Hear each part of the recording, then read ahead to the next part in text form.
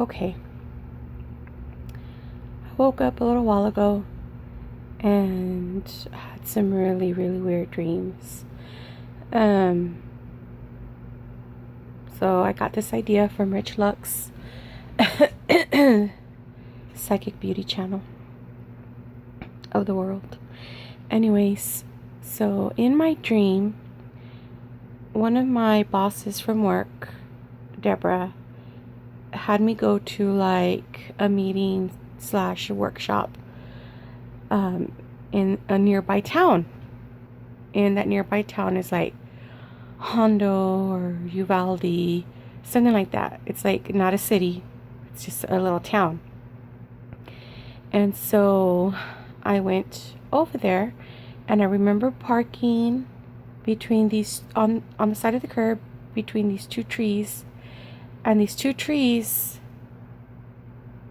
I don't know, it was just in between the two trees was a curb, but the curb was curved. And I was like, oh, well, my car fits right in there, right? So I'll just park there. So I parked there, went inside, and then we didn't really even get to our meeting or talk to whatever it was that we were talking about, because for some reason she was back and forth and she kept looking at me like, I'll be right with you, sorry. So I was like, don't worry about it. Do what you got to do. I can wait.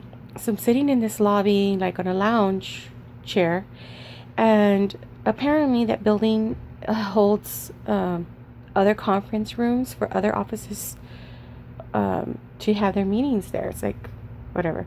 So anyhow, there's another company having their meeting there, and it's a retail store called Bell's, and I think they go by Palais Royale as well. And so I used to work there, but like 10 years ago or something like that. So they're all having their meeting right there in front of me, and I'm kind of like being nosy and listening, and they're talking about tips on how to quickly advertise and merchandise, and how to run their business more efficiently, more cost effective, and just an easier flow for the customer to get in, get what they need, and get out, or get in, spend their time more longer in the store so they can spend more money and get out. Anyhow, I'm listening to all this, and I'm like, yeah. And so then I remember those days came back to me of being in retail management, or I was like assistant or supervisor, not management. So I was like, oh yeah, they had some really good ideas. And then all of a sudden I decided to put my 2 cents in, because that store had like supervisors and team leads from all over San Antonio. So like the downtown store, the medical center store, the south side store, all of them got together to have this meeting. So a lot of them didn't know each other. And so so all of a sudden I stepped in, and I'm like, yeah, what would be quicker and easier is if we situated the bags to be on the right side of the counter instead of the left side of the counter. So when we're processing the payment on the left side, it'll be easier to grab it from the right side and start packing it, folding the clothes or the items and putting it in the bag and handing it over with the right hand, while our left hand is over here typing on the computer, processing whatever. I don't know. It made sense in my dream. And they're like, yeah, we should move the bags over, and it would just get them out quicker into the next customer in line, or whatever. And so then they're like, well, what store are you from? And I'm like, oh, I don't work there anymore. I'm actually here for another office meeting, but I used to work there 10 years ago. And they're like, oh, okay. So then anyways, they kind of like scooch away from me, because they're like, this crazy lady's putting in her 2 cents. She don't even work here. So then sorry, I'm readjusting. So then my manager looks at me, and she's frustrated, and she's like, frustrated because we haven't been able to talk about what we were supposed to discuss, and they have her running back and forth, and it ends up being like, or we don't even get to do anything or have our meeting. So she basically tells me, hey, look, I'm sorry, they had me running around, and go ahead, and it's getting late, and it was getting dark in my dream. She's like, go ahead and go home, we'll just discuss at work or whatever. So I was like, okay. So then I go outside, and I'm like, where's my car? My car's not parked right there. And I'm looking around and I'm like, no, I remember parking right here specifically between the two trees because my car fit perfectly right there. And so then all of a sudden, I hear some other people talking to the side of me, and I hear them saying, where's our car? And I look over and I'm like, did y'all's car get towed? Because my car got, no, is y'all's car missing? Because my car's missing. And then they're like, yeah, somebody said that the tow truck was here earlier, was towing cars away. So I guess they must have towed our car. So in that little town, they had like catty corner to where we were at standing. There was like their like little courthouse or whatever.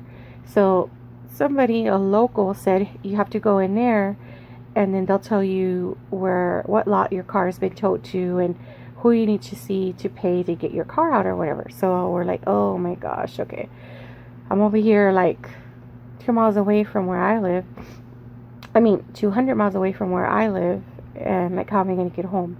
So then we go to the courthouse, and all these people that are locals are working there, and they see us city folks walking in, and then they're like, oh brother.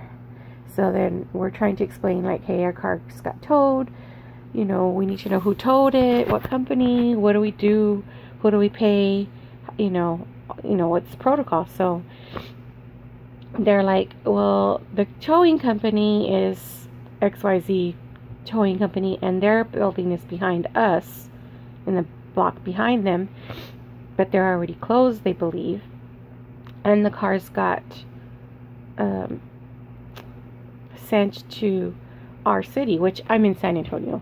So they're like, y'all's cars already got towed to San Antonio, so y'all need to figure out how to get to San Antonio, pay the lot to get your car out, which is like $200, and then that's it. And I'm like, well, how are we supposed to get to San Antonio if y'all took our car? And they're like, well, that's not our problem. So I was like, oh my God. So then the guy and the girl that had their car towed, they're talking amongst themselves, but they're not including me, talking about getting an Uber and making arrangements on how they're going to get back to San Antonio. And I felt kind of like a third wheel. So then I said to myself, I'll just walk over to the company that towed my car. So I start walking around the block, and it's getting dark, and this little town is turning into a ghost town. And so it's like a big old junkyard, and I see kind of like a few cars deep, a car that kind of looked like my car, but it looked like really dirty, really dusty. It kind of looked banged up too. But it was just odd because I have a car that's not very common. It's just a cheap, stupid little car, but it gets the job done. So anyways, I'm like trying to open the gate, but it's chained, and I'm like, what? Oh my God, like they're already closed. Then all of a sudden, my son happens to be there, and he's like an adult, and he has a stroller with the baby in it. And I'm like, well, who does he have? Well, it turns out that it was my nephew, who is like 14 months old right now.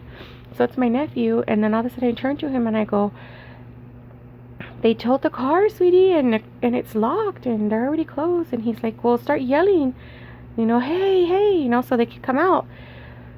So then all of a sudden the man that works there comes out of the front door, not because I was yelling, but just because he just so happened to be coming out, and he has a baby, a toddler, in his arms. And then he comes out to throw trash away in the trash, and then I go, oh, I'm sorry, sir, you guys towed my truck, I believe, to San Antonio. Are you going to be going to San Antonio anytime soon? Because I need a ride to get home. And he's like, no, we don't have I'm not going to San Antonio unless I happen to tow another car that is from San Antonio, then I will, but I'm not going to San Antonio, sorry. And he goes back into his house, and I'm like, oh God, how am I going to get home?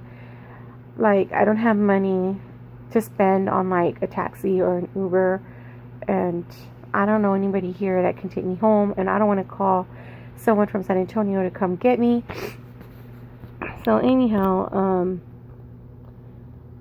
we start walking back towards like the courthouse, and we're like, we're just going to have to call an Uber, and we're just going to have to have someone from San Antonio pay with their credit card so we can get home. And then I looked at my son, I go, did you see that car? It kind of looked like my car, but it was kind of like old and junky and dirty. It looked like it had a lot of trash inside of it. Like, it kind of looks like my car, but not. And he was like, Mom, what are you talking about? Did you check? And I said, no. And he goes, well, let's go back and check. So then I'm like, okay. So we go walking back around the block, and we go looking, and then I had this pink ribbon hanging from my rearview mirror with the cross hanging at the end. And I'm looking, and I'm straining my eyes, and somehow, some way in the moonlight, I could see the ribbon like kind of moving, because I don't know, maybe the windows were cracked and the wind was blowing and the ribbon was moving. I don't know, but somehow the ribbon and the cross moved, and through the sunlight hitting it, I could tell that it's my car. I'm like, oh my God, that's my car. So then my son is like, hey, whistling, really loud. And finally the guy comes out, and he's like, what?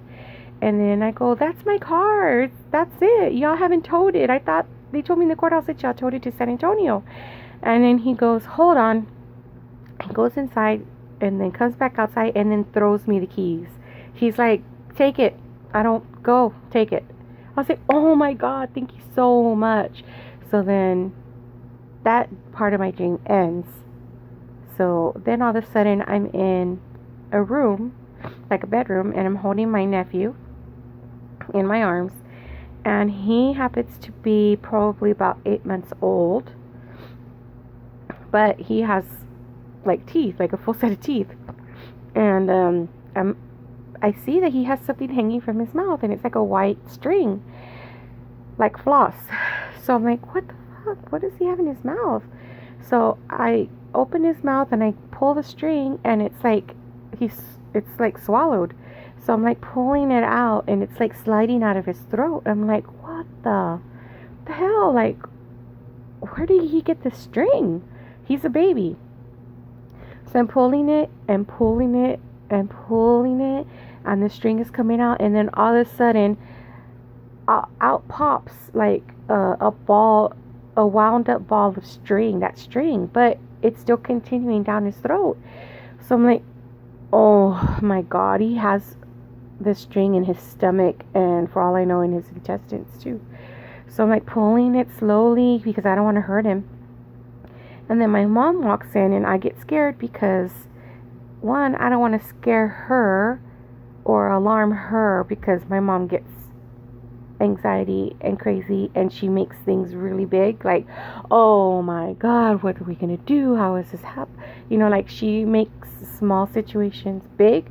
Not that this was a small situation, but since this was a big type of situation, to me it was, I could just imagine how crazy she would be about getting that string out of him. So anyway, so I'm holding the ball of string in my hand and the tip of the string, and I'm like covering it so that my mom doesn't see.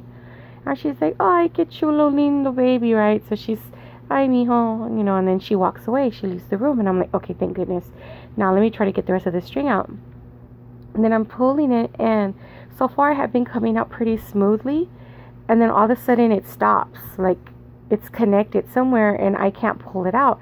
And obviously I don't want to jerk the string, because what if it's wound around his stomach, or what if it's wound around his intestines, and like I can only imagine like tugging on this string can possibly do some internal damage to his organs. And I'm like, oh my God. So I'm like opening the baby's mouth, and I'm looking in there like, what the fuck? Like, what's going on?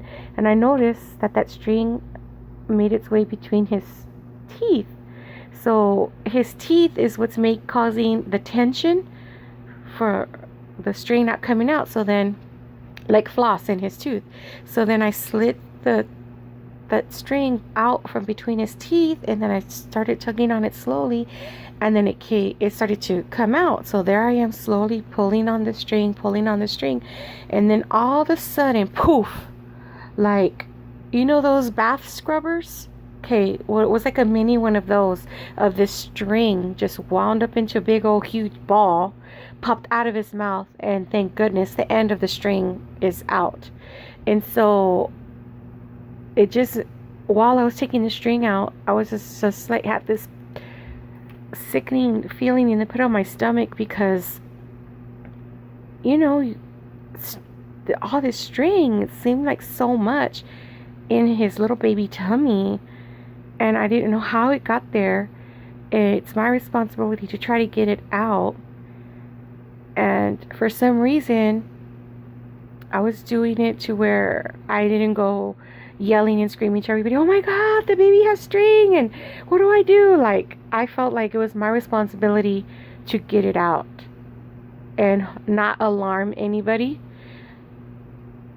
I don't know. So the big old puff came out, like, not puff, but spongy ball of string came out of the baby. And then that was it for that part of the dream. But yeah, it was just like really strange.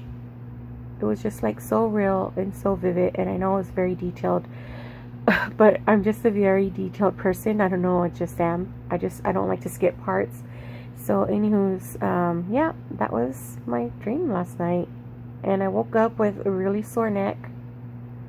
But then again, I've had back surgery and neck surgery, so that's not uncommon, but it just seemed even more sore.